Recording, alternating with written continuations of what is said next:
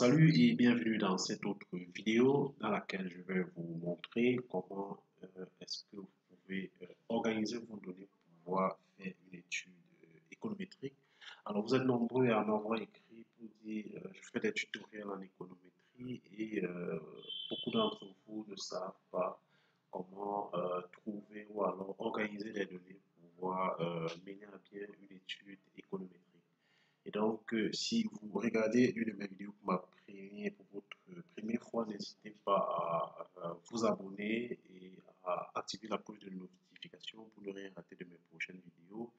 Et n'oubliez surtout pas de laisser un like, ça fait toujours plaisir de savoir que le travail que j'abats n'est pas fortuit. Donc, d'entrée de jeu, je vais vous présenter un site qui est celui de la Banque mondiale. Il existe une panoplie de sites. World Development Indicator. Donc, sur ce site, vous pourrez avoir des données macroéconomiques sur tous les pays du monde entier. Voilà. Donc, il vous suffit d'aller dans Google et puis de taper World Development Indicator.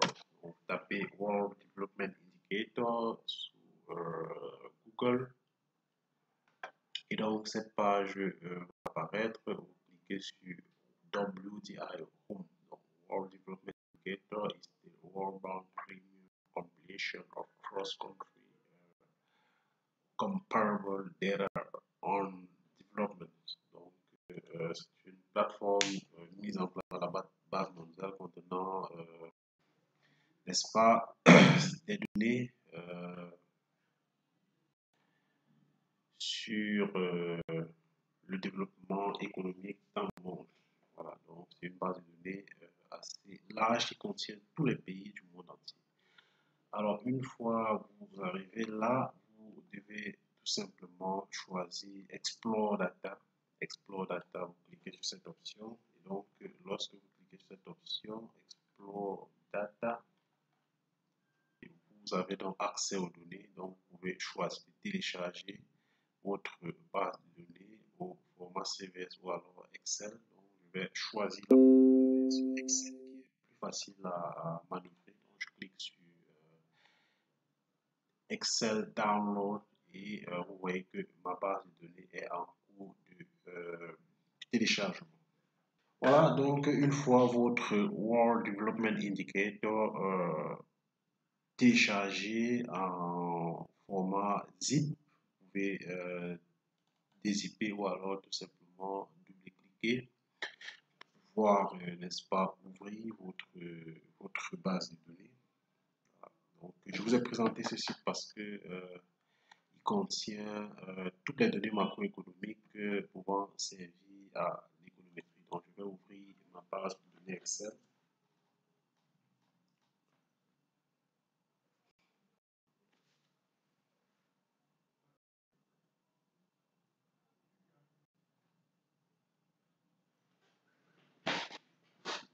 Voilà, maintenant que notre classeur Excel est ouvert, nous devons activer la modification pour pouvoir copier les données dont nous avons besoin pour notre étude économétrique.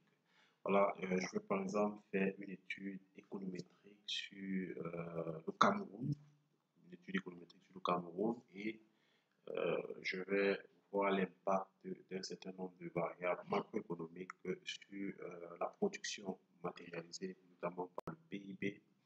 Donc, je vais voir l'impact de la formation brute de capital fixe, je veux voir l'impact des dépenses publiques, je veux voir l'impact des dépenses finales de consommation, par exemple, sur le PIB.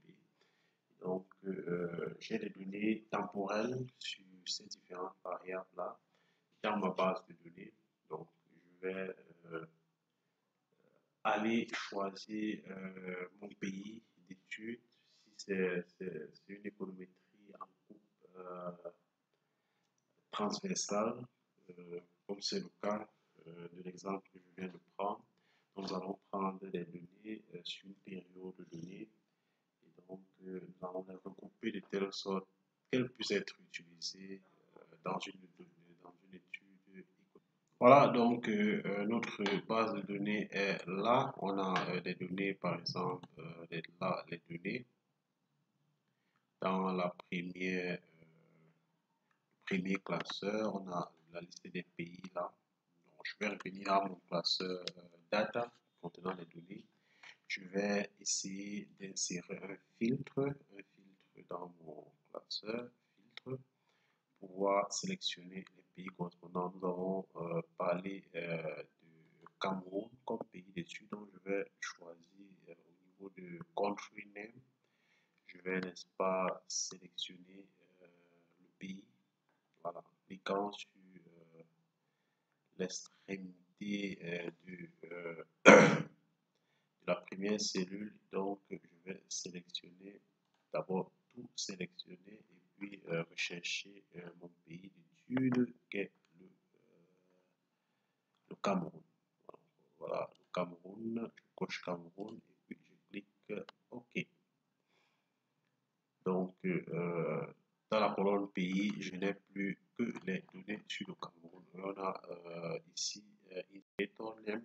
Dans cette colonne-là, on a les différents indicateurs, comme, qui sont malheureusement ou heureusement en anglais. Account ownership at the financial institution, adjusted ceiling. Bon, je vais par exemple choisir ma variable PIB qui s'appelle GDP. Donc, je vais aller dans le filtre là, je vais d'abord tout décocher et puis je vais aller à la lettre G, choisir ma variable GDP. Je peux par exemple choisir le PIB à prix constant à prix courant. Je vais choisir GDP current local currency, donc en monnaie locale. Voilà, donc je vais choisir le PIB. Les variables qui vont me permettre d'expliquer le PIB seront par exemple, je vais utiliser par exemple l'inflation. Bon, je vais appliquer gross fix, la formation brute de capital fixe, gross fix capital formation en pourcentage du PIB. Voilà, donc je vais sélectionner cette variable. Également, je peux par exemple choisir gross fixed capital formation, formation de capital fixe représente rien d'autre que des investissements privés. Donc, je vais aller également à la lettre G. J'ai dit que je devais également choisir les dépenses publiques de consommation et d'investissement. General Government Expenditure on Education. C'est les dépenses publiques de consommation sur l'éducation. Si vous avez besoin de cette variable, vous la cochez tout simplement. General, la variable qui m'intéresse là, c'est General Government Expenditure. Government, General Government, GE, General Government Final Consumption, dépenses finales de consommation du gouvernement, General Government Final Consumption, je vais prendre la valeur en pourcentage du PIB.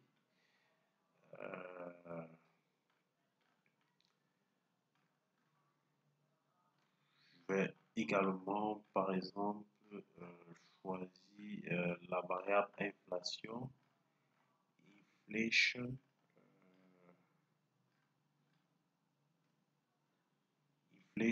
consumer price, annual price. Je vais choisir, je vais me limiter à ces variables-là qui vont me servir à faire mon modèle économique. Donc, j'ai là mon PIB, General Government Final Consumption, Expenditure. J'ai là Gross Fixed Capital Formation pour formation brute de capital fixe. Et j'ai également ma variable inflation. Voilà, donc, toutes ces variables évoluent sur une période donnée, la période allant de 60 à 2018, par exemple. Cette base de données. Ce que je vais faire, c'est que je vais faire un contrôle A, copier ma base de données, copier les éléments.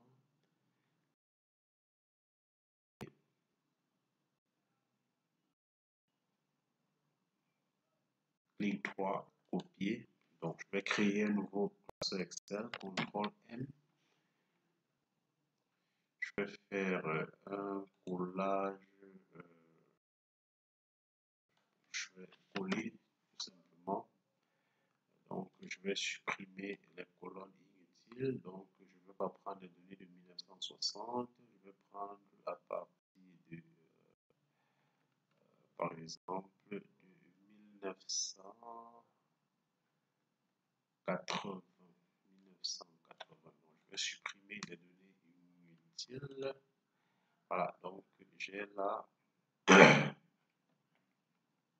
ma base de données contenant, non, j'ai supprimé les données qui ne fallait pas, les noms des différents indicateurs. Donc, je vais supprimer cette colonne. Je vais supprimer jusqu'en 1979. Donc, mes données commenceront en 1980 à 2000. Je vais supprimer la colonne concernant le pays. Je sais déjà que mes données concernent le Cameroun. Voilà, donc